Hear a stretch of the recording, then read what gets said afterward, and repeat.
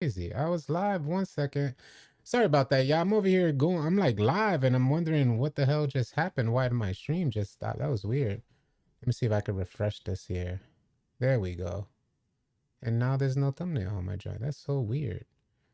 That's so weird. But it is what it is. I appreciate the folks that are here. Yeah, I don't know if I hit stop stream by accident or what, but that joint surely did stop. I was looking at the comments like, where's everybody at? Nobody's here. Like, what's going on? Hopefully I'm gonna make it back onto the stream. What's good, D?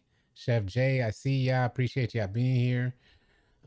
We was talking about the change is what I was talking about because I didn't even notice my stream was down while I'm off going into a tangent. It's crazy. I appreciate you being here. Drop Body 6. What's good, my G? Mr. Vizu, what up? What up, y'all? I appreciate y'all being here. Please consider dropping a like and dropping a sub if you can. We're talking about the changes as of season 6. Players noticed ASAP that there was a change to on-ball steals.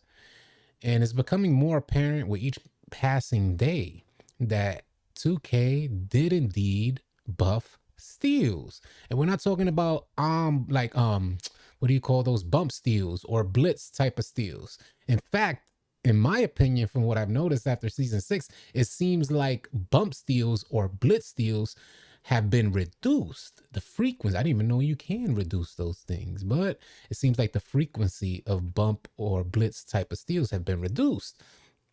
If in regards to plucking the ball right from a ball handler's hands, that seems to have been increased depending on the type of build you bring out there. I'm going to put this theory to test today. I'm going to bring my lockdown out there because normally on my other player, my 3-level scorer, I was able to get a good amount of steals through blitzing players.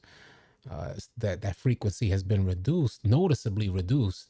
So I'm going to bring my lockdown out to see if I could get some on-ball steals and see if we could really, I see it in my teammates and what they're doing.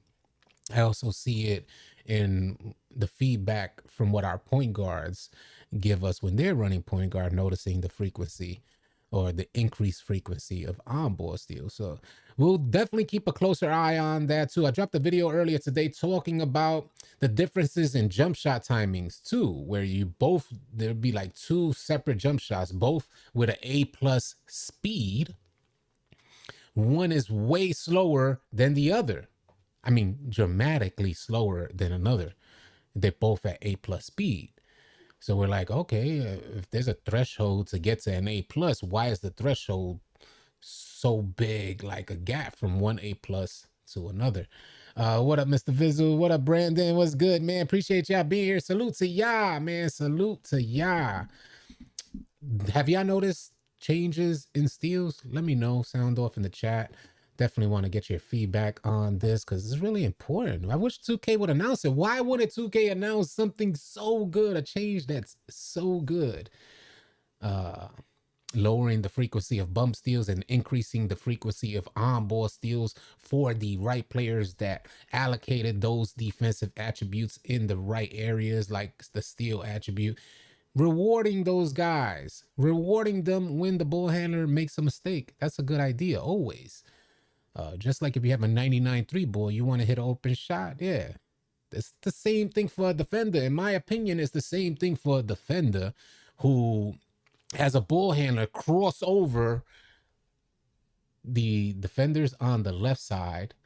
The ball handler takes the ball from the right side away from the defender and crosses over into a 99 steal. Should be a steal if timed properly, if the reach is timed properly, should be a steal almost every time. That helps everybody learn the game. Don't do that. Don't cross over into a 99 steal. You don't want to do that. In NBA 2K19, we didn't want to do that when we saw that lockdown badge get lit up. We knew you ain't crossing over into that lockdown, not on the 2K19 lockdowns. Yeah, that's how it should be in 2K23. OG out there. What up, young pal? What's good? Dread, what it is, man. Unscripted. What up, City and Chat? I hope you're having a blessed day as well. Bam, bam in the building.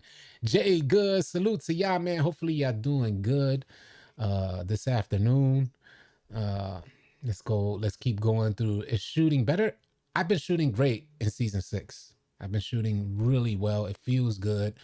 I like what I'm seeing out there, but you guys know I keep you guys up to date. So I've made a ton of changes and I've updated you guys on all the changes that I have personally made to shoot better. And it shows without a doubt, bro. It shows. My efforts weren't done in vain. It really changed my whole game. And I was in a slump, a crazy slump. Uh, just wondering what happened with the show you and Brute was doing. Y'all two are my guys. Well, you know, we always stay in communication, me and the homie Brute. So you know, it just seems like podcasting is a tough pill to swallow for a lot of viewers on 2K. So you know, it takes a lot of work on our part, but the viewership is not there. So you know, we kind of strayed away from it, but we're always cool, and we're always gonna be able to make something happen. Me and the homie Brute. Salute to the homie Brute, man. He was talking about some serious stuff that I was even thinking of making a video about today. Did you guys watch Brutal Sims' most recent video? You guys may want to go check that out. Brute goes hard at the comp community within 2K. Goes hard. Calling them the reason. If I'm not mistaken, please forgive me if I misquote. But it seemed to me that Bruce said, the homie Brute, keep it a buck, keep it 100. The homie Bruce said the comp community, as that increases, 2K is gonna die. So pretty wild stuff. He went at the comp community hard, so he doesn't want to even be referenced as a comp player. He doesn't want to be because these comp players want to puff up their chests, beat on their chests like if they're better than you because they play good at 2K. Boy, go ahead and puff up your chest. Go ahead and come up to somebody like me, IRL, and puff up your chest because you think you're a good 2K player. You're going to end up in problems, homie. Stop the nonsense, man. 2K is 2K, man. 2K is 2K. And I never liked the toxicity within the 2K community. And a lot of that comes, it's like a trickle-down effect. I'm not knocking comp players because there's some comp players that have fairly humbled egos. They just so happen to play the game good. They don't let 2K define them. But some of you goofballs are lacking so much in life that you feel too, you know, I want to choose my words wisely here because I would go off. But some folks just be lacking in life that they let a video game boost them up. You guys know what I'm talking about. So some of these comp players, they think like, you know, I'm good at 2K, so you're beneath me. Nah, homie. 2K is not rocket science. You put in the time. Go ahead and accept the results for the time that you put in. But don't let that think that you make that think that you're better than. And you got to be lacking in life to think that if you're good at a video game, you can insult someone else. Yeah, it looks like Steel's got a buff. We've noticed this. The sweaty, no shower. Word, Thomas Dunn. Word. Dudes are dusty. What up, Rick? What's good? Big ticket played last night, and my team lock was getting on-ball steals like crazy. Might just be a new season, so more bad guards out there with low ball handle. No. Thomas Dunn. We're not speaking like if I'm gonna speak on changes. One, like in regards to the steals being buffed, I noticed it because I started season 6 running the point guard, me personally. And I don't got the best point guard build out there. So I was like, damn, you know, they were stripping me. I wasn't getting stripped all year, but I was getting stripped. And I said, okay, you know, maybe it's just to this level, like gold unpluckable. Maybe it's just that. But then we ran with our homie yesterday, Tron. And if you guys don't know All City Tron, he's a dog. And if you guys haven't had the chance to see Tron go to work, Maybe we'll do a live stream so you guys could catch him. He noticed it yesterday as well and said, yeah, Steve, it's definitely, Steele's got buffed, and he's got one of those 6'1" glitchy guards, and he's an animal out there. So that kind of confirmed it for me as well, because there's some we've been talking about since the release of season 6. So yeah, it looks like Steele's got a buff. I'm gonna bring my lockdown out today to like double check and confirm if I get way more steals on the lockdown, because prior to season 6, man, I was barely getting any steals on my lockdown. It looked like there was a nerf to steals. Maybe there was a transitional phase to increasing the sliders for steals, but it was definitely different, so much so that I thought I was gonna stop playing on my lockdown. Then season 6 drops and folks getting onboard steals like crazy. I would love to see you do a video rating chat builds. We've done rate my builds plenty of times. Yeah, we've done the rate my build. You're always making it clear about your feelings about toxicity when you refer to your Discord. Facts. Thank you, Dirty Jers. Yeah. There's an effort. Dirty Jers just said you're always making it clear about your feelings about toxicity when you refer to your Discord. Yeah. Yeah, it's not just, although we got 25,000 members in our Discord, right? And I'm proud of the amount of folks we got in there. But it was a challenge. It was a challenge. We're going against the grain for the most. I'll put it like this. It seemed, taking on that challenge initially, it seemed like we were going against the grain. What we ended up finding out, there's the beauty of this thing. While we continued on this non-toxic, only positive vibe wave that I know I played a part in helping to create, or at least maintain, in the 2K community, we thought we were going against the grain. It so happened what we ended up finding out was that a good majority of y'all don't appreciate toxicity at all. At all. Folks don't want that pressure. Folks don't like being mean for no reason. And you end up meeting some great people when you step outside of that toxicity. You end up meeting some great people, building good relationships. So that's what we've done with our Discord community. And because I'm in full charge of our Discord community, me and the management team, salute to all the admins within our All City Discord. We do our best to maintain it as a non-toxic, only positive vibes, safe environment for gamers for all walks of life.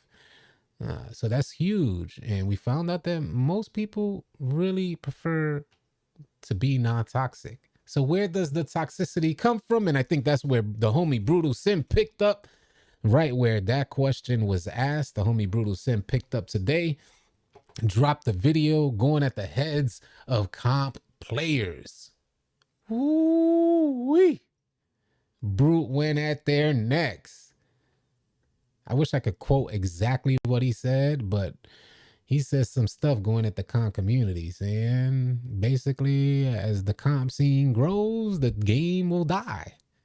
And that was interesting to me. Let's go through roll call. My bad, missed those. All good, Mr. Vizzle. All good. I'm bringing my 6'9" build later. All right, OG. Yes, bring out that build. That build could come right on. I can't use my post scorer this season. I'm getting ripped like crazy. Air Stampede, another person confirming the buff to steals, which I can't understand why too. We had one bullet point with the season 6 update for gameplay. One bullet point, and that was to eliminate the double dribble calls, or folks being able to double dribble or travel for that matter. In the 1v1 courts. Now they're doing it in the rec center. So I guess 2K took the problem that was happening on the 1v1 court, moved it into the rec center. So now we're seeing players in the rec center double dribble with no problem. Crazy stuff. I'm like, why 2K wouldn't you put, we increased the frequency of onboard steals, or we helped balance offense and defense, help create a better balance? That should have been under the gameplay notes. Showing up 2K didn't put it under the gameplay notes. We had to find out for ourselves, like we do with damn near everything in 2K. Something else that the good folks over at 2K Lab found out was that one A+ jump shot could be way faster than another A+ release speed jump shot. If you guys haven't seen my most recent video, I uploaded it earlier today. And I showed you guys that when you're creating your custom jump shot, you could go all the way down. You know how it has the release speed and your custom jump shot? You have the grade and then the release speed. You could drop your joint all the way down and still have an A plus release speed. How, when, where, and why 2K? Help me understand how you drop your release speed to 0 and still have an A plus release speed. Come on, man. Come on, man. The Lakers won yesterday. That's what's up. What up, no cap? Some of the toxics comes from trolling players, fake comp players, super sweat comp players, and like everywhere in life, a-holes are everywhere. That's what I was I was leaning that way. Other dude Thomas Dunn. It was like a-holes are everywhere. Uh, and it's true. You know, we do get that a lot. Sometimes you'll get, but I'm just saying that trickle down effect from comp players. I've noticed because we were trending in a different direction. We were trending, and I think a good part of this has to do with the 2K creators that play competitively on 2K, because I remember the 2K20 wager scene. If you guys don't remember the 2K20 wager scene, it was huge. Wagers were huge. And that's where you saw the comp players of the 2K community come out. Some of the best creators that are considered comp. Those players have kind of gone away from the old way of being. That was more so in the park scene. So in the park scene, it comes from street ball, where it's always a good thing to clown your opponent. You know what I mean to say? That's the street ball mentality. Clown your opponent. It seems like the competitive 2K creators have they're not on the scene as aggressive as they were, and where more now the 2K community has more so leaned towards 5v5 game mode. So when you see a comp game, is usually 5v5, or a creator that's comp is usually in a 5v5 game mode.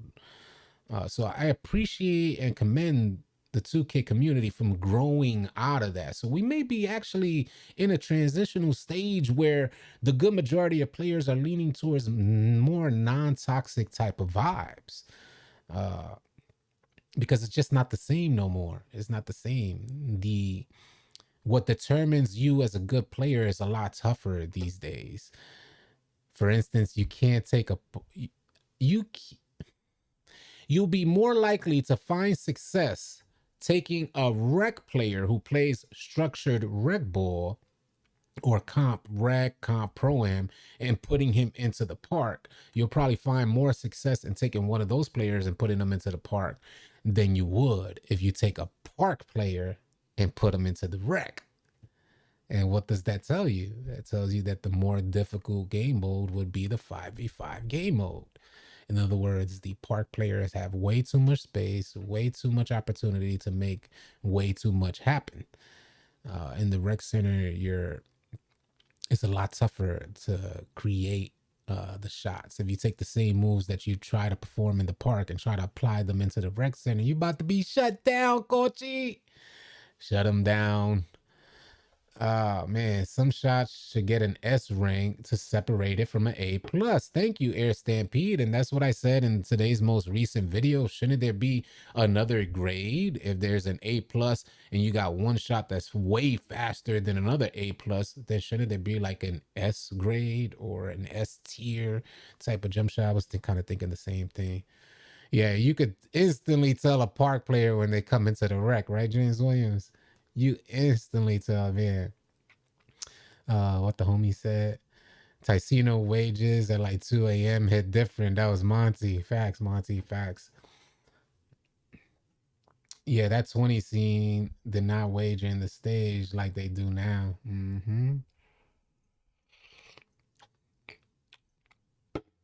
Mr. Alabama said comp players / teams come to the rec where they are put together teams running zones and 5 outs. And if they make a shot or dunk, they flop after each as if to rub in your face, which is crazy. Yeah, I mean, flopping is a part of the game, but we're talking about the cheesiness, and it is silly for folks to just flop for no reason. And that is what they're doing. They're trying to rub it in your face. Uh, Pause. But I don't have too much of a big deal with floppers. Usually, when we see folks flop, especially when they don't have leverage to flop, because I can't tell you how many times we start out of games. For instance, yesterday, man, you will not believe this. I'm glad you guys are here for me to discuss this. You will not believe this. I never, since the release of 2K23, and if you guys remember, in the beginning of the year, folks were throwing alley oops like crazy, and I was the recipient of a lot of those alley oops. Uh, so folks were throwing alley oops like crazy, and they toned down alley oops, or at least successfully completing those alley oops. They toned it down quite a bit. So yesterday we go into the rec center, and they had like a 6'9" point guard. Can you believe I was in utter shock. I was running the 5. I was running the center yesterday. So I was in utter shock. We had two smaller players in our corners guarding our corner, because normally the point guard is goated. So we had taller defenders up top. Or at least our best defenders were up top. And they so happened to be taller. Their game plan, the team that we played against, their game plan was to have a 6'9" rim runner. Hear me out here and tell me if this makes sense. They had a 6'9" rim runner who took probably 1-3 the whole game. And they put two tall players on each end of the low block. I couldn't believe what I was seeing. They thought this was a winning formula. Like, they dead thought this was a winning formula. And these are not randoms. This is a team, because they dead had one tall dude at the low block and another tall dude. And I'm stuck in the middle between the driver and the two low block players. So what the dude was doing was he triggered like the whatchamacallit, the dunk meter quite a few times, and he got some dunks off. Okay, cool. So I said, I'm going to step up and eliminate him from, because I obviously see what he's trying to make happen. I step up to eliminate him from activating his dunk meter. So then he would throw an alley-oop to one of the two. He would just double tap triangle, and it'll go to one of the two low block players. I said, they can't be serious. So they did this about a good 10 times, somewhere between 10 to 15 times. Alley-oop, alley-oop.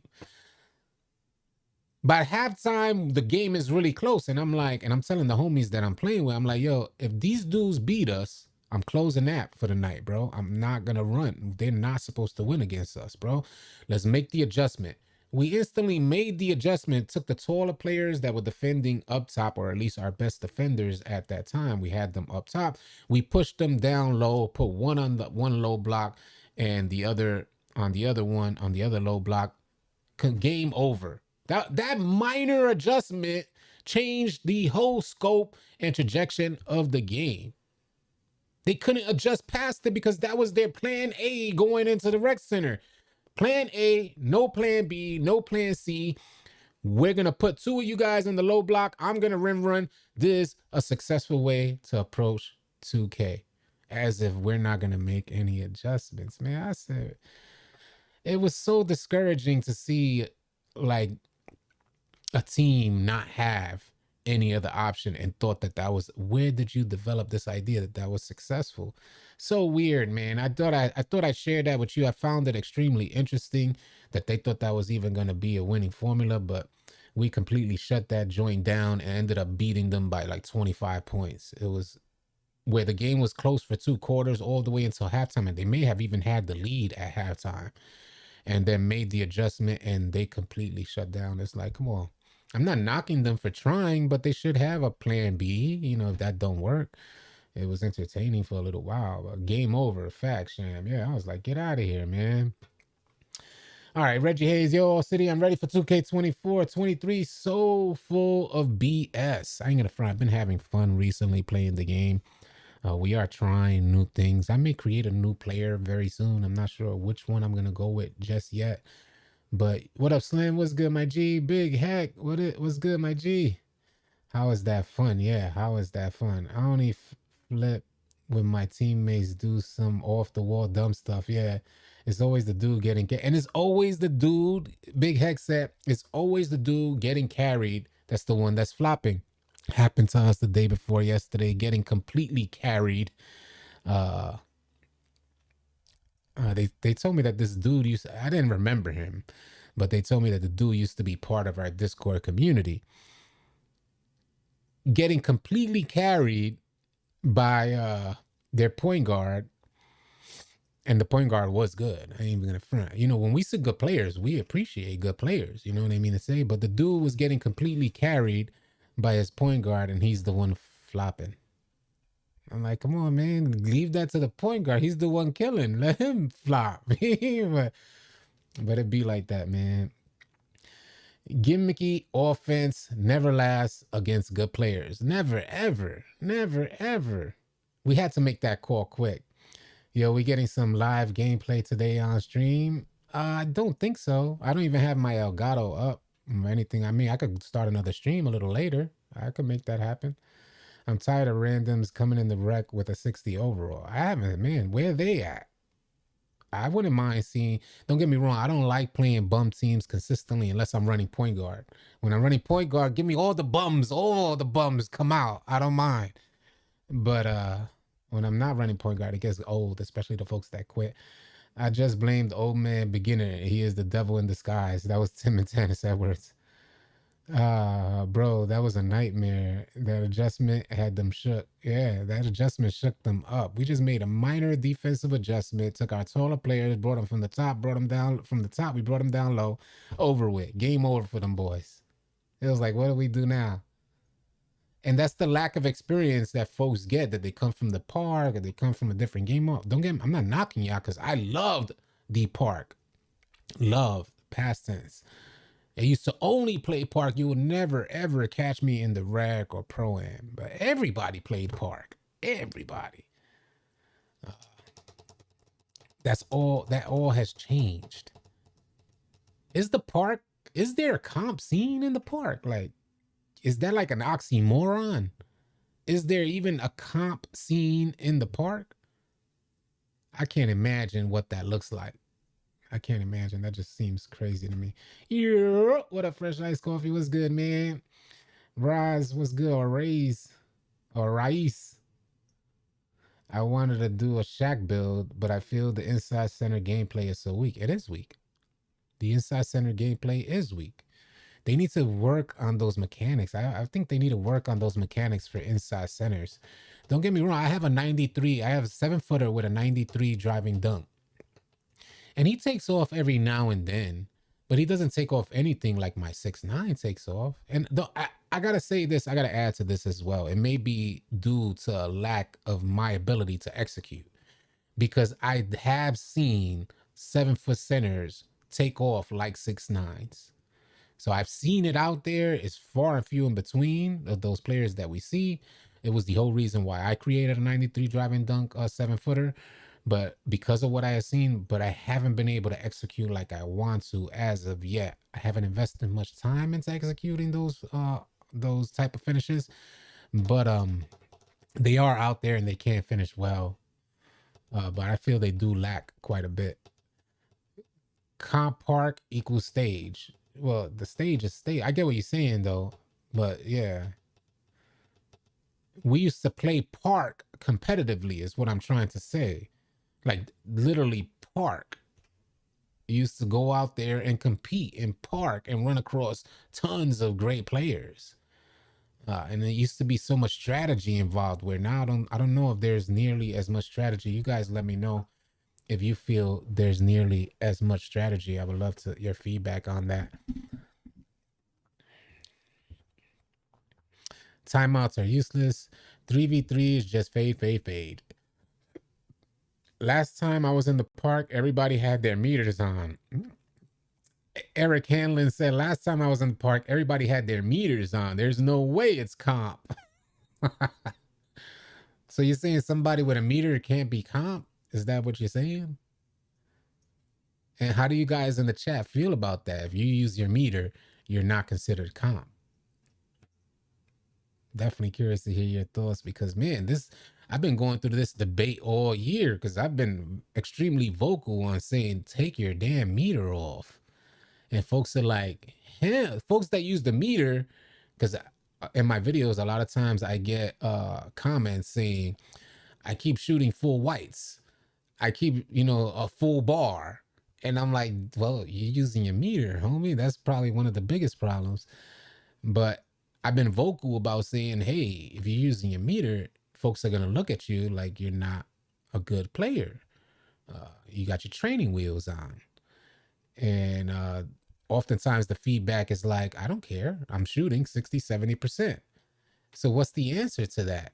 Let me add to this, B, because we're noticing some when we're going into the rec center.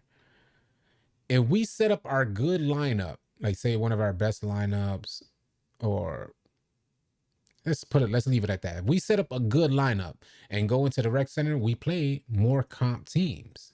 But if I go in there with folks that aren't rated high, and the good majority of folks are like silver up to gold or something like that, some even bronze, then we'll get the easiest games ever.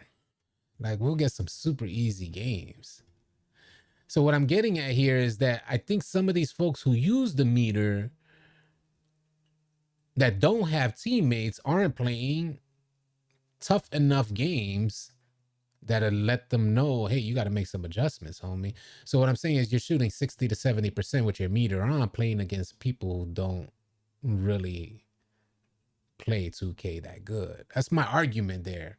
That's one of my arguments. I'm saying you're not really playing against tough competition to know if you should take your meter off. In other words, you take that same meter that you're shooting 60 to 70% with, come on out and come with us on a pro-am game and see how well you do with that meter, is what I'm kind of getting at here. Interesting stuff, man. I'm curious. I'm not knocking you meter demons. I don't want to knock you out. Whatever you feel comfortable with. But there is a certain outlook that the 2K community has on meter players. Laker fan and has always been a big man. He is just trying to play guard this year. Yeah, salute to the homie Laker fan. Bonus for no meter isn't worth it. Just for ego in 23. That was Ray T. Ray T said the bonus for no meter isn't worth it. See, my argument isn't about the bonus that you receive from the meter. My argument is that with all of 2K's latency and lack of precision mechanics, how could you guys trust a meter that you need to be extremely precise in? What I'm trying to say in my argument is that the meter is actually deceiving you. You might see it full, and not to mention, I'll tell you guys something else. We'll add another layer to this. I'll tell you guys right now and shut down the whole meter talk. I'll tell you guys right now. Maybe I'll take a screenshot of it. Here we go. I'll take a screenshot of it. Maybe I still got it. Let me see if I still got it here, because you guys about to be. Let's see. Hold on a second. Let me see if I still got it here somewhere. Let's see, desktop. I might actually still have the image. I'll just read it off. Shot windows are dynamic and constantly updating. Hear me, y'all. Hear what I'm saying to y'all, for you meter demons out there. Because I just said my argument, and this has been my ongoing argument, that meters are deceptive. You're like, nah, I'm using the meter. I don't care. Okay. Shot windows are dynamic and constantly updating until the ball actually leaves the shooter's hand. That's not the key point here. Sometimes the shot meter lags behind the calculated window size. Hear me. The shot meter lags behind the calculated window size. That's why it can look like you stopped the bar in the green window, but it can miss. Or stop outside of it and still get a green release. That was, who you think said that? Who do you think said that? Mike Wang, the head of development, said that the shot meter is deceptive. So what you're seeing on screen is not actually what's happening. So tell me again. Help me understand again why you got your shot meter on. Come on, y'all. That's Mike Wang's word for word, y'all. Park probably doesn't lag as much as Rec does for the meter. Possibly. I also play stage a lot. Have 435k VC. That was official Clay. Have you seen OG's new video about the Zen? Nah, I haven't. I haven't. Eric Hanlon said deceiving. My boy that uses the meter so he doesn't get in his head or over adjust his next shot.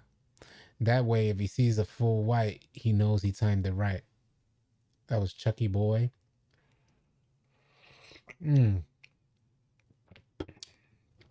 Dirty Jerry said, keep telling people that meter be lying. Dwayne Star said, I just like the shot meter animation. Trust me, I know my release by heart. Nice. Take Action said, no comp guards uses meter. A big man that rarely shoot maybe might use it, but that's it. Michael Battle, well, it might be mine. I might got to check out 2K Lab jump shot mechanics because I can't shoot without a meter at all online. You guys got to understand that. I'm going to tell you, for the homie that said that, who was that? Michael. Michael, right?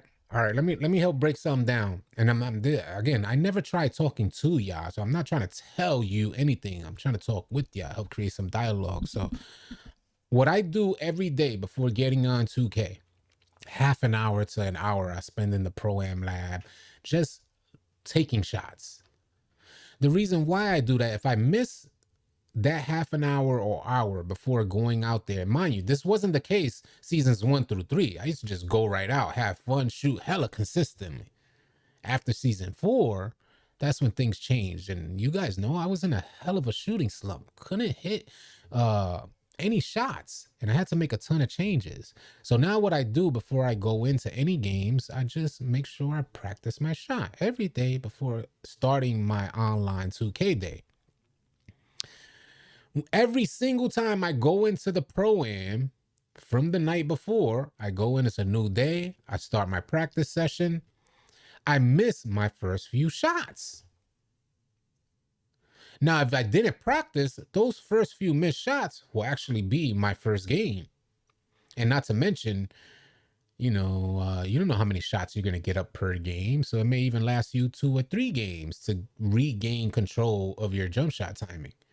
But this is every day for me that I need to do this. Otherwise, when I'm in the Pro-Am, I miss my first few shots, and then I'm able to regain and refocus the timing on my jump shot. Otherwise, I'd miss those shots in an actual game.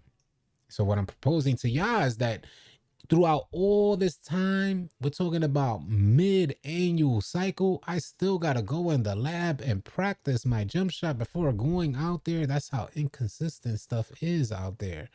But a lot of it is due to us not understanding the timing, fully understanding and respecting the timing on our jump shot, which I've come to learn during this process, that I've really got to humble my ego and say, yo, you don't got it like that, bro. You're not going to just turn on the game without practicing. I had to humble myself to tell me that. Seasons 1 through 3, I didn't even worry about that. I was coming out shooting great, felt good. Didn't need to practice. When you go into one of those shooting slumps that leave you scratching your head and you can't figure it out and you're looking like a complete lame out there, not hitting no shots, wide open, not contested, not slightly contested, wide open, nobody is even near you.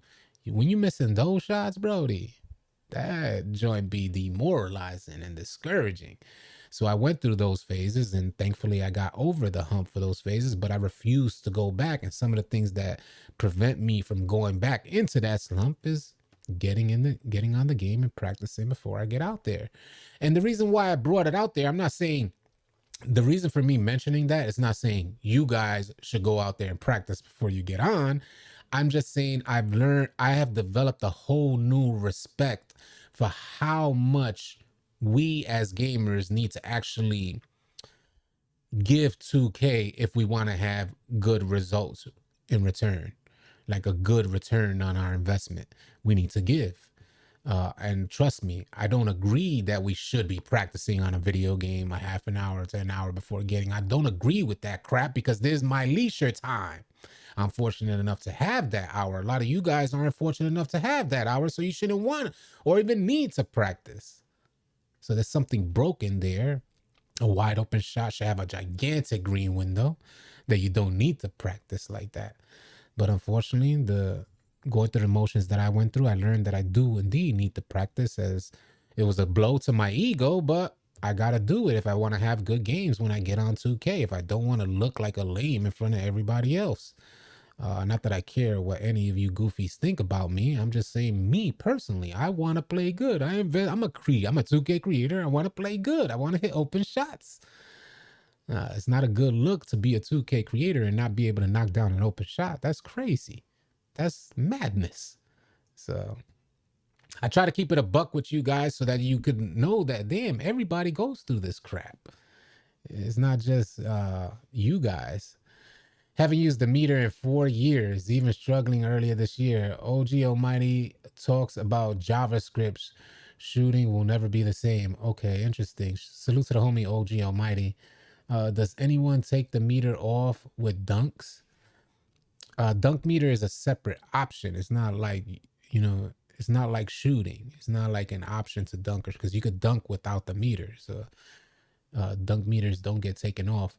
Okay, meters should only be used for when you first get the game, in my opinion. After you get a good grip on the timing, then you should work up to looking at the animation in the jump shot creator and take it off. Say it again, MK. Appreciate you, man. All City, does the dunk meter lag? Also, the dunk meter does indeed lag also. Yeah, and I know a lot of slashers out there, good finishers out there, could attest that the dunk meter lags behind as well. Normally, folks aren't even looking at their dunk meter. They're just so used to activating it, so they pay attention to the animation. The dunk meter is automatic. You can't change that. So uh, they get in line with the timing on each individual dunk, and that is like constant repetition that'll keep you in line with the timing, and it's not a fluctuation in timing like you have with your shots. So you could tie these dunks to muscle memory, uh, as opposed to shooting, where you have these different fluctuations and variables depending on defenders, your 3-point shot, the distance from the three, or what location you are at the floor. The 150 different shot timings don't apply for dunk meters. Could be your internet. No, yeah, well, I don't know if he's referring to me, but it's definitely not my internet. I'm going through a slump right now, and I put up at least 50 shots before I get on the game. Yeah. So I get it, Chuck Boy. I can't tell you guys, because I feel your pain. If you're like, you're in the slump right now, I feel your pain, man. It was really discouraging, and it was one of those things that I'm like, I'm a vet. My ego is hollering, "You're a vet. You shouldn't have to do this." But I was so close to just deleting the game and passing up on 2K23. But I said, let me put every effort before I do that. Trust me, if I wasn't able to turn these results around, the game will be deleted. I would probably be uploading MLB The Show, and we'd be talking about the show right now. But I was able to get over that hump, and I try to share everything that I've done with, to get over that hump with you guys. And I think it's just a consistent process. A lot of times it may just very well be the jump shot. Try deleting your jump shot, putting it back on. You can put the same exact jump shot. I went back to my OG jump shot that I used seasons 1 through 3, and that's what I've been shooting with consistently. And I don't think I'm going to change it unless I go through another shooting slump, which I don't think my mental capacity can handle, because I might just go looking for Ronnie 2K or Mike Wang and give them boys some problems. Love these conversations. Appreciate you, Breezy. You already know the vibes. We out here just to vibe out and chill. We'll turn off my meter for the next episode. Yeah, let me know how it works, Dwayne Star. What up, Agent Q? Just played a game leading some level 5s to double overtime dub against a squad of dogs. I hit 8 for 11 from 3. Dog, I feel like Braun on the 2007 cast. Salute to you, Rondo. That's what's up, man. It's such a great feeling. Those overtime games are so like suspenseful. Man, it really reinvigorates your love for 2K games when you go into those overtime games and especially pull off a W. You gotta love just playing against good opponents. You gotta love playing good basketball. Uh, where both teams are just using like fundamental strategies, basketball strategies to win the game and not using exploits to win the game. It's just a beautiful thing, man. And they really like help you feel good about your experience on 2K until you start witnessing the goofiness again. I'm working on shooting without the meter. That was MJ living my life. If you're playing 2 hours a day, not in the lab for hours practicing release and not sitting 2 inches from your monitor, you turn off the meter. Oh boy, thanks for the. It's not like that. I do play close. I play fairly close. You can see my arm is stretched out and I'm not touching my monitor. I play fairly close to my monitor. I do got to sit up if I'm running point guard. Like if I'm running the center position, I can lean back. And this chair goes all the way back. So I can lean back, put my feet up. But if I'm running the PG or if I'm shooting out there, I do have to actually be sitting up. Uh, so what I'm getting at is it's not like previous versions of 2K where you could just chill and sit back and let your jump shot um, like let your muscle memory take over is what I'm getting at. In 2K23, your muscle memory will actually do you a disservice. At least that's what I noticed. MLB The Show 23 is nice. Facts. I play you in rec the day season 6 came out. I agree. I feel like they touched shooting in the beginning of the season 5, because before season 5, I was 60 to 70% from 3. Yeah, this isn't, it's without a doubt. There's no doubt in my mind that shooting was changed. I've been doing these videos in regards to shooting for the longest time. It's been 2 seasons now. I started midway through season 4 talking about these shooting changes. And although the overwhelming majority of people that responded were in agreement with what I was experiencing, as they were experiencing the same thing, but there were a few sprinkled toxic folks out there that were saying that it's me. And I get it. If you're shooting consistently the whole time through and through, folks are going to say, well, it's you. You're terrible. I'm like, nah, B, I'm not. Dude's like, you terrible. I'm like, no, I'm not. I'm not terrible. And they just left it at that. Yeah, you're terrible. I'm like, nah, B, it's not that. It's the game. I was already shooting good seasons 1 through 3. What are you talking about? How you can't see that there was changes to the game? Everybody sees it. At least that's the way we felt. What up, coins? Have you come across or built a good 6'5" PG? If not, at that height, what would be some good attributes he should have? So this year I wanted to make a 6'5". Like I dead seriously wanted to make a 6'5", point blank. I wanted to revisit my 2K20 days. So when the year started, I was dead set on making a 6'5". What I've come to learn, and I've seen only a couple of 6'5s out there, but I've consistently been in the lab trying to think of how I can make a 6'5".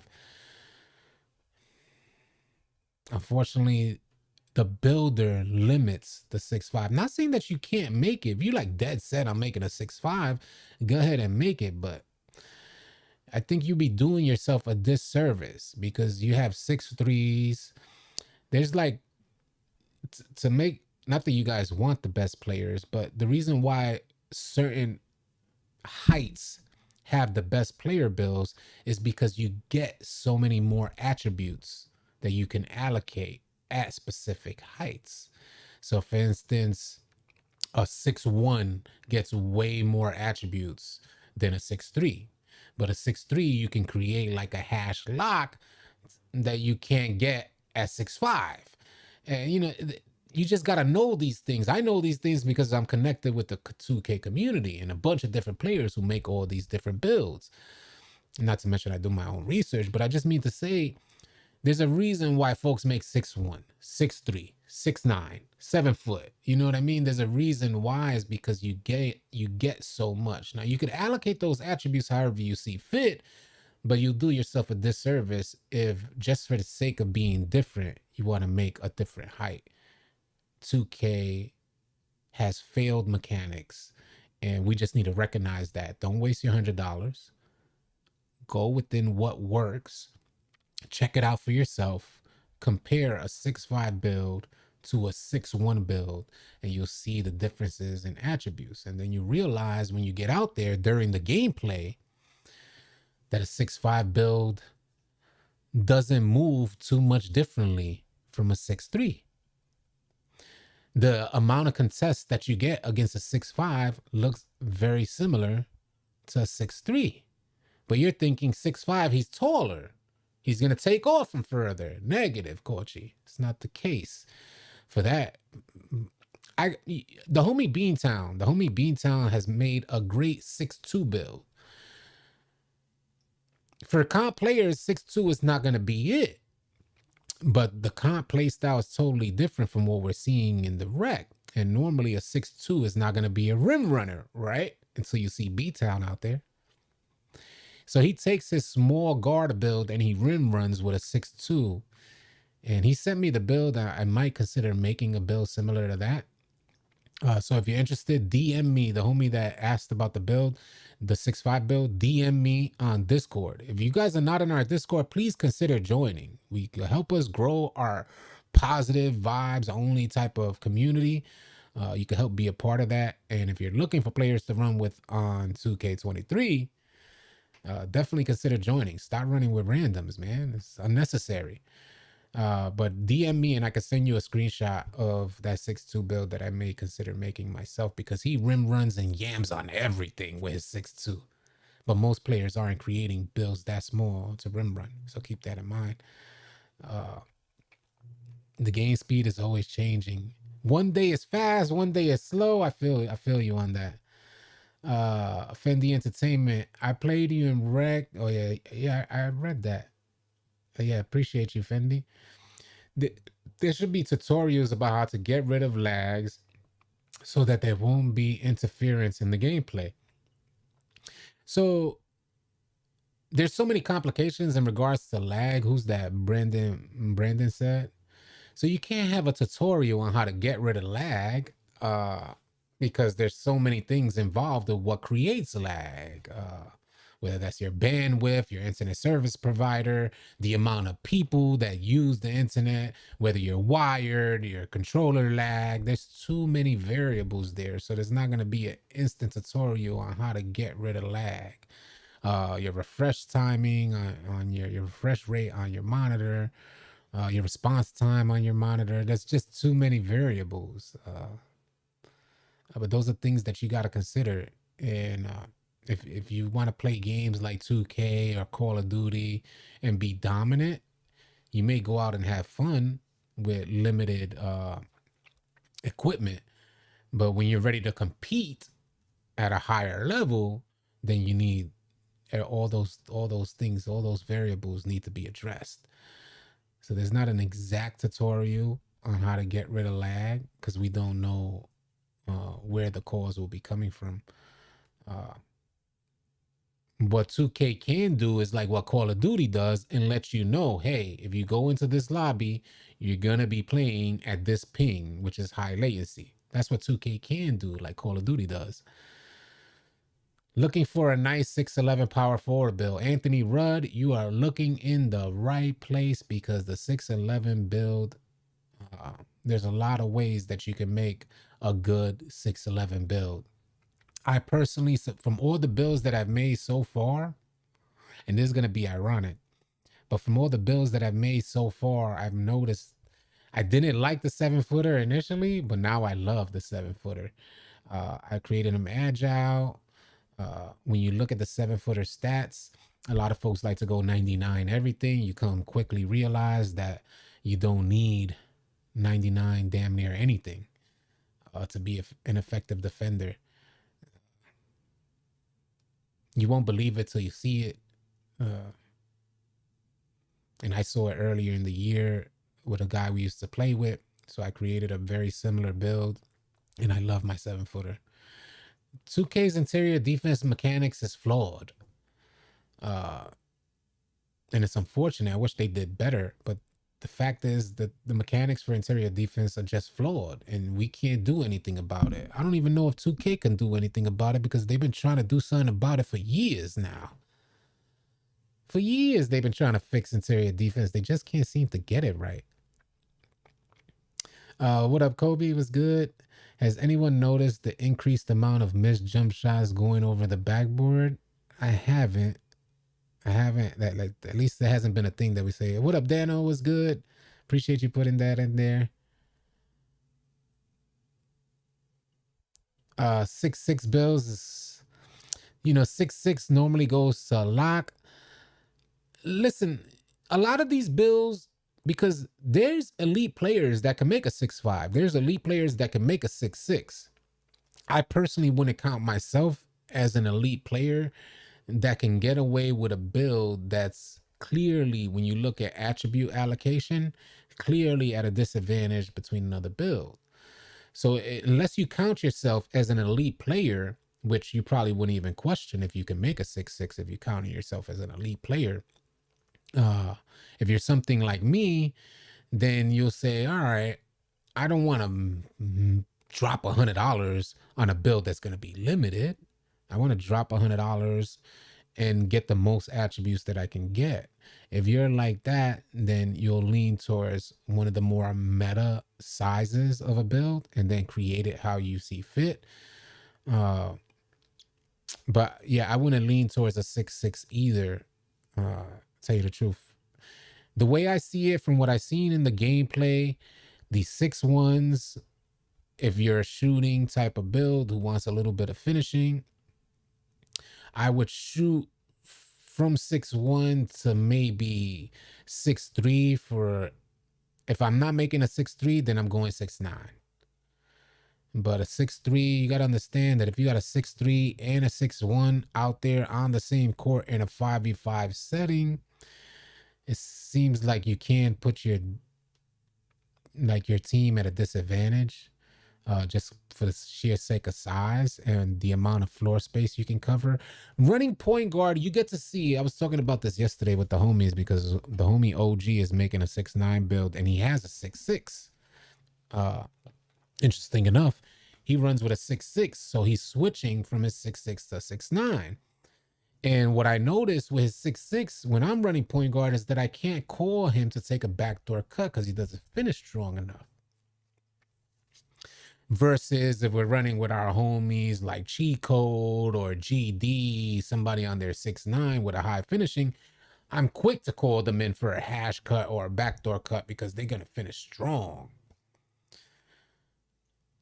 Not to mention on a defensive end, the amount of space that you cover defensively on a 6-9 allows you to kind of fill certain spaces that you can't fill on a shorter build that an elite point guard could expose smaller players wherever they're at on the court. So in regards to defense, I like the idea of having taller builds out there.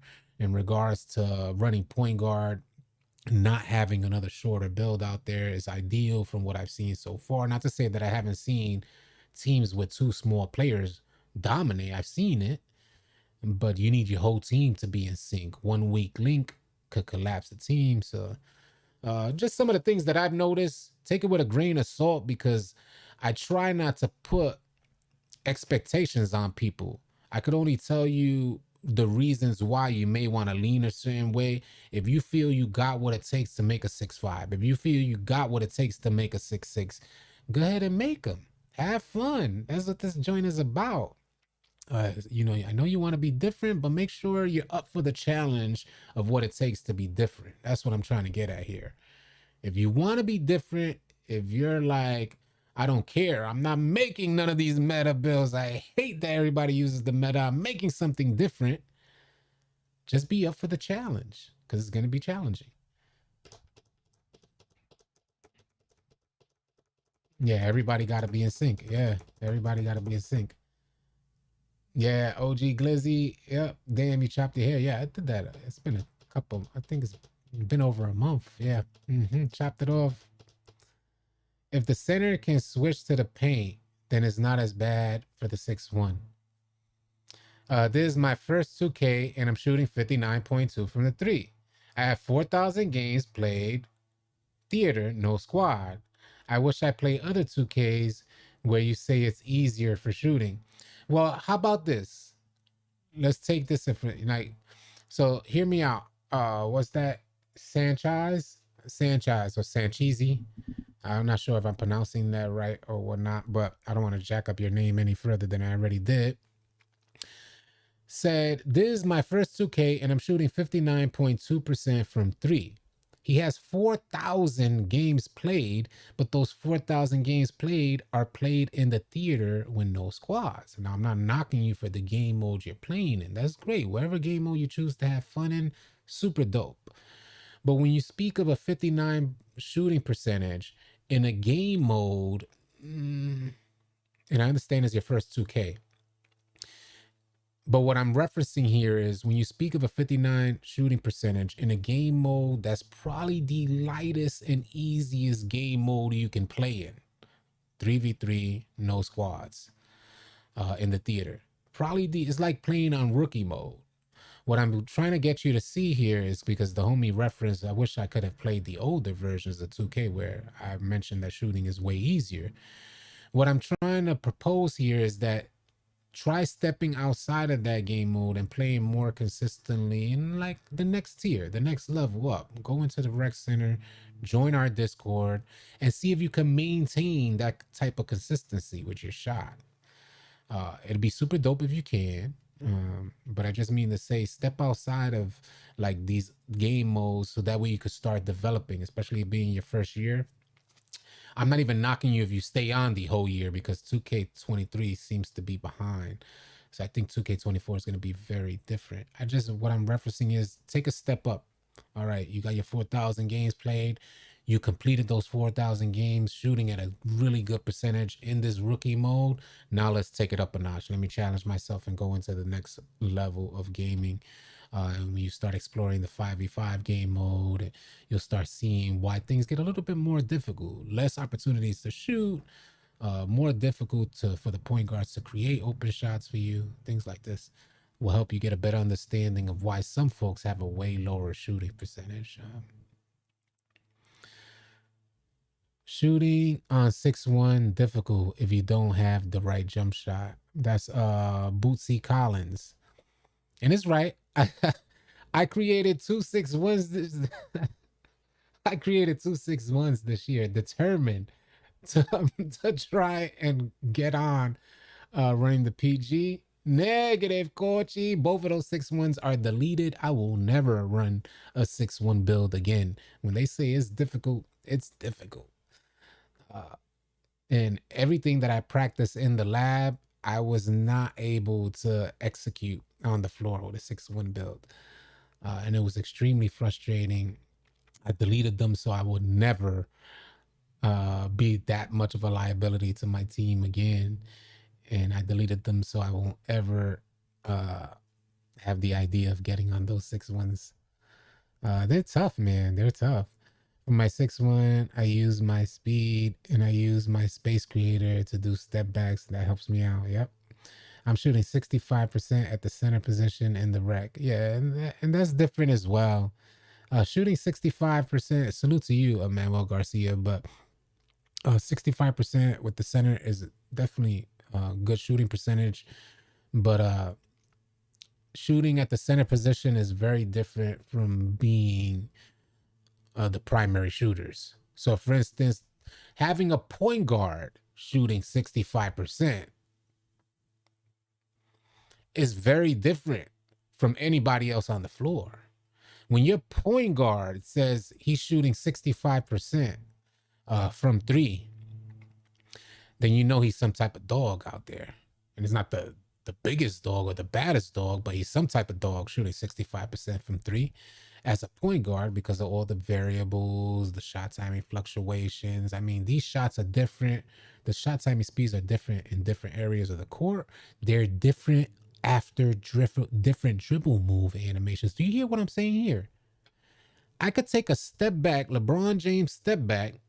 My shot timing is going to be different than a crossover into a shot.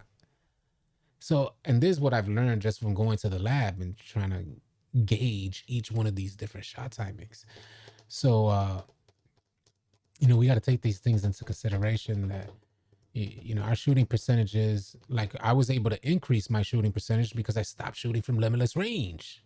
But I have a 92.3 ball. So now I'm thinking of making a new build that doesn't have a 92.3 ball. So I don't even need to consider shooting from limitless range because I no longer want to shoot from there because I couldn't find consistency in it. But my player is supposed to be shooting from limitless range if I want to really help my team out. That's the whole reason of making a 92.3 ball with gold limitless range. Unfortunately, I couldn't hit consistently from there. So the way in which I brought my 3-point percentage back up was shooting out of the corner or more familiar areas on the court. What is the timing for a rec? I don't know what time it is right now in the rec center. Nah, I don't know the timing for rec. Stephen James is not a. I don't think anybody could nail down the timing in rec. They feel different damn near every game, but it is different from other game modes. Park, Pro Am, you're gonna have different timings. If you don't have the right jump shot, it's difficult to shoot on any build consistently. This game will humble your butt if your custom ain't right. Say it again, Dirty Jers. That's true. Every shot is different. Yeah, yeah.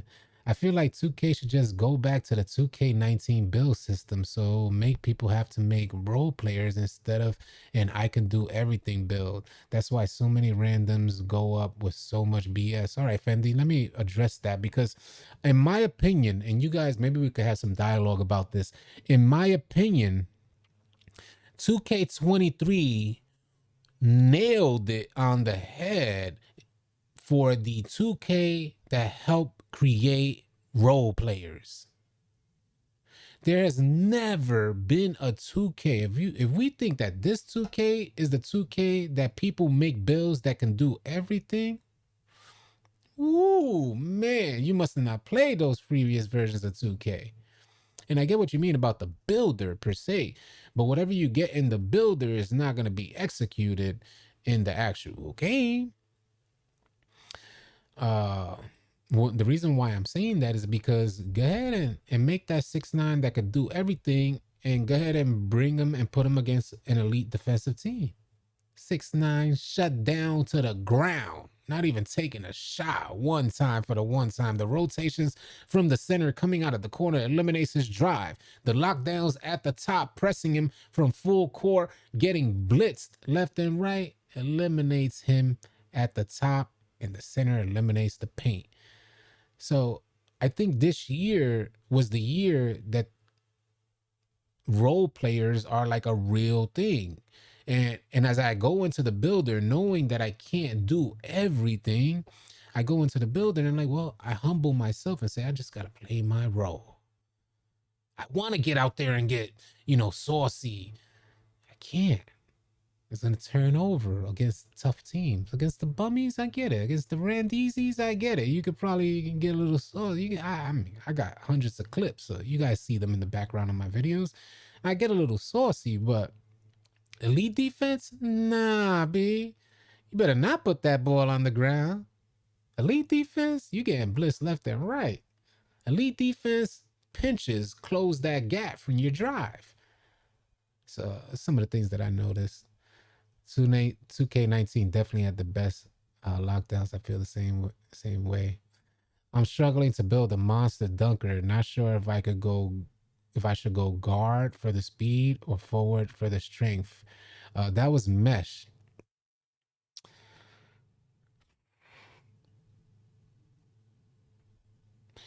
You could do both. You can make a point guard with more strength. The position is not like that big a deal. It's just a matter of who you're gonna face off against, or if you're gonna grind your player. In my career, if you run him at the point guard position, at least you'll be running the ball up the court. It makes things that much easier for the grind in my career. But you could finish really well with the 6'9" at the PG. You could finish really well with the 6'9" at the small forward. if you make your build right, like a 93 driving dunk, 92 driving dunk, something like that, you're gonna take off with the right dunk animations, man. And if you're triggering the animation at the right time, and hear me out when I say this, y'all, you got limitless on silver or gold, limitless takeoff we're talking about. There's no point in having limitless on silver or gold if you're not going to activate the animations at the right time. And I think a lot of 2K players just don't know this. I know they hear limitless takeoff, but their drive leads them too much into the paint that you can't even activate the animation. So I help break it down for you, especially if you're new to 2K. These dunk packages have animations in them, like say 1 or 2 animations in a dunk package that takes off from further back. If you go to the hear me, the LeBron James joint, the Michael Jordan joint, the Scottie Pippen joint, the tomahawks, the front clutches, the quick drops. These are dunk animations that take off from a certain distance. So for instance, I had to convince myself to start like triggering my dunk animation as soon as I'm approaching the foul line. If I went if I say I went 2 steps past the foul line, then I'm going into either a lame dunking animation that allows the defense to contest really well, or I'm going triggering my standing dunk animation. So when we create that player, that's not it, because your same 6'9" with a super high driving dunk could look lame if you're triggering the wrong animations at the wrong time. So hopefully that helps you guys out there. I have it on gold and get dumb animations. Well, hopefully that helps, Joshua, because you need to trigger it. Go into the lab, put on these dunk animations. Your tomahawk, I think it's the athletic uber. Your front arm tomahawks, the Scottie Pippen, Michael Jordan, and the LeBron James. Do this one time for the one time. You'll go into your lab, whether it's Gatorade or Pro-Am, and as you're approaching the foul line, one step into the foul line, hit like either diagonal down to the left or diagonal down to the right. You won't ever go back or try to trigger another dunk animation after you see the distance you take off from. And you can do it every single time. Hopefully that helps you. About bully, bro. I was replying to someone else. All good. All good. What is the definition of role playing in today's NBA? I would agree. NBA 2K23 is getting closer. You have bigs that can shoot the 3-ball. Shaq Barkley type of bigs are far and few. We do see a lot of inside bigs. Because why? Because the 6'1" is so dominant. So when you run a 6'1" pick and roll, you're going to see more inside bigs, and there's more of an opportunity to run an inside big, because the 3-ball is going to go up by that 6'1" shooter. Not to mention the 6'1s normally against good defense will not want to ISO because they're a liability on the ISO against elite defenders. So to answer the homie's question, he said, hold on, I want to make sure I got it right. What's the definition of a role player? A role player is playing your role in the sense of a point guard, a 6'1" point guard. So when we got we got Tron out there, our 6'1" point guard, he's going to, like, we know 90% of the shots are going to go up through him, unless the defense plays like a red and they just eliminate him from shooting. If they attempt to eliminate him for shooting, he's going to have to rely on his passing IQ, and that's where you come in, playing your role. You got to knock down those shots. It's going to be your man who's actually pressing our point guard. So your defender is going to be pressing our point guard. When he forces that double team, you just got to play your role and make sure you knock down that shot. And that's why 2K23 is more of a role playing type of game, because in previous versions of 2K, you get one point guard bringing it up the court. He passes it to the hash. Now the hash will come to the middle, take over, and try to sauce up and run his whole little routine for 10 seconds. So it's very different where multiple people on the court would be primary ball handlers. In this 2K, you don't want multiple people to be primary ball handlers, because if you have multiple people being primary ball handlers, there's usually somebody lacking on the defensive end. One primary ball handler is, it's good to have two primary, a second person who could handle the rock, but not two primary ball handlers. That's what I'm getting at here. Like you don't want 2 6-1s with 92 three balls out there. You know what I mean to say? Where in previous versions of 2K, you could do that. Was just killing it from the hash, bro. Ever since that MJ switch, been money. Yeah, that's another change that we made. Appreciate you, Chosen. That was another change that we made with switching. I was running the Kobe Bryant triple threat, switched it to LeBron, to Michael Jordan, and noticed that now my animations come seamlessly and fluidly from the bottom up. There's no changes, where Kobe Bryant will catch the ball up here and shoot from up there, and there was a huge change in the speed. Sometimes Kobe will catch it down here and bring it up, or sometimes he'll catch it right here and shoot from there. And those changes were throwing off my shot timing.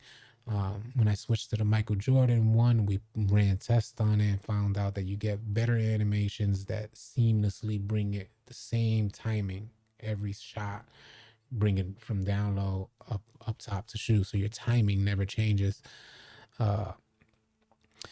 With a top 5 or top 10 wish list for 2K24. I could dig that. Yeah, we might make that happen more towards the end of the year. But on that note, my guys, we are an hour and 15 minutes in. My dog is getting groomed right now, a mobile groomer. So I'm going to go check on my dog. I appreciate y'all so much for tuning in. I'm so happy that we have a platform that we could chill, vibe out, and create some dialogue and talk some 2K. I'm always accessible in our Discord community. You guys are welcome to join me. When I start my 2K day, or whenever I start playing 2K, I go into an open party within our Discord. You guys are welcome to come through anytime. Every one of our members have access to that open party. You guys want to come through, say what up, come through. We'd appreciate it.